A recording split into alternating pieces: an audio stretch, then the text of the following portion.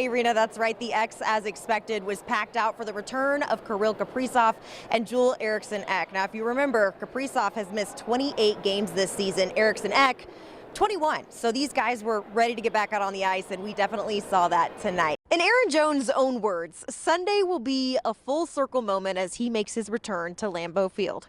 And don't worry, he said, no matter which end zone he potentially scores in, he's still making the Lambeau leap. I'll be honest, when you're speculating this game beforehand, you probably could have said it was going to snow right here inside Target Center, and you might not have been far off. They were missing two key guards in Anthony Edwards and Mike Connolly, but they still managed to pull off that come from behind win. Now let's take a look at where the tide started to turn for Minnesota. Now, if you know anything about Courtney and T, they've got no problem running their mouths at any given point in time. The best friends even have a viral Twitch stream where all they do is yap, right?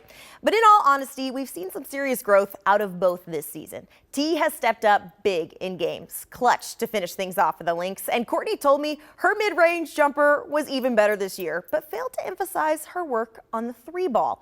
She's now matched her three-point makes from the last regular season, and Cheryl said post-game last night that it's been a point of emphasis. While Court's comfortable inside the arc, Cheryl has forced her out of her comfort zone. You guys are trailing for most of the game, and then all of a sudden Jaden has that pull-up jumper. You guys have the lead, and then you bulldoze from there. What clicked in the fourth quarter?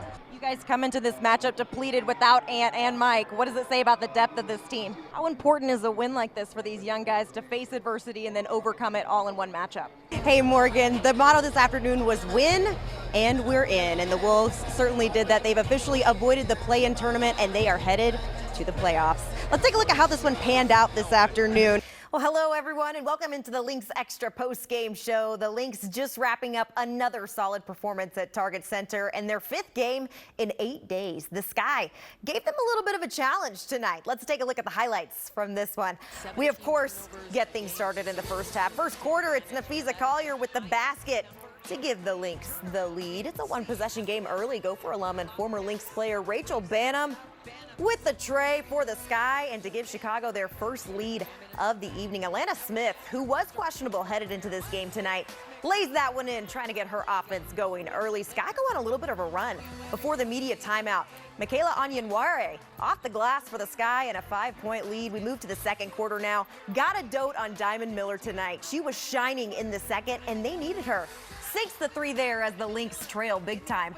Then more bench action. Jessica Shepard putting on the show here recently. She's got the and one to help close the gap for Minnesota. And guess who it is again? It's Diamond.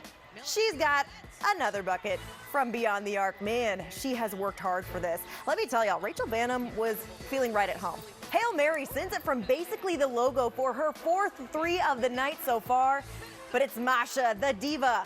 Kliandikova entering the game, gets the block. Courtney Williams with the layup. And you know what? It's going to be the diva again, this time to retake the Lynx lead. What a comeback. They finished the half 1 point ahead, 38-37. I mean, the expectations is joyless murder ball. What is the definition of joyless murder ball to you? Run around as fast as you can and hit people as hard as you can. I'll say that. Walk me through how the routine at Alabama is going to help you carry over here. Oh, yeah, for sure. You know, I feel like a routine creates habits, and then once you create those habits, that creates discipline.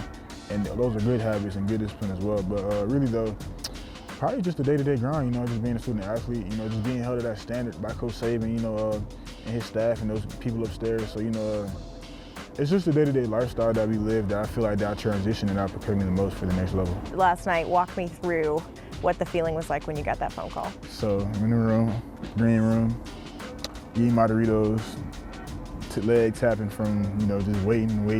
But felt the phone vibrate, looked down immediately, seeing the area code, seeing Minnesota, just dropped, just thank God, answered the phone. I already knew Coach O'Connor was on the other line, the Wood family.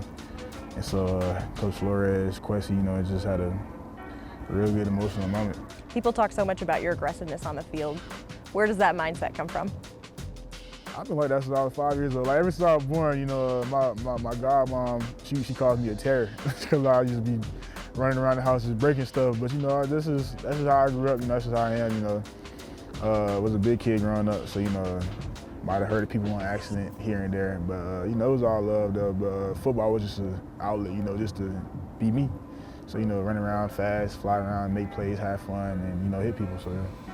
If you could tell Vikings fans anything about yourself, what would you tell them? I'm gonna just say add me on PS5, No Limit Dial. I'm gonna add y'all back, play me in Madden, whatever, you know. I don't do too much. Play video games and play football, so yeah. Did you see the video of Kwesi saying, "Turner, we got him"? Yeah. What did you think when you saw that? Man, it was crazy, you know. It was when I seen him in his office earlier today, you know, I just had a big smile on my face and just told him thank you, you know. Honestly, you know, it was a very interesting video, you know, seeing Coach O'Connor's reaction, you know, to him saying that. You know, it was just a good feeling, you know, and then the phone call, you know, everybody seen it, you know, yeah, so it was a great feeling. What excites you about this organization? Just the people in the building, you know, just finally being around, I won't say finally, but, you know, just being around, at the professional level, you know, being in the NFL, being on the team, and then just being surrounded by a great group of guys, you know, watching them last year, that defense, how they play and stuff like that, you know, I like how they play. They play real fast and physical, and they have a lot of fun out there too. So, you know, I feel like I can see myself out there playing and, you know, having fun with those guys, you know, just being a good teammate and doing my job.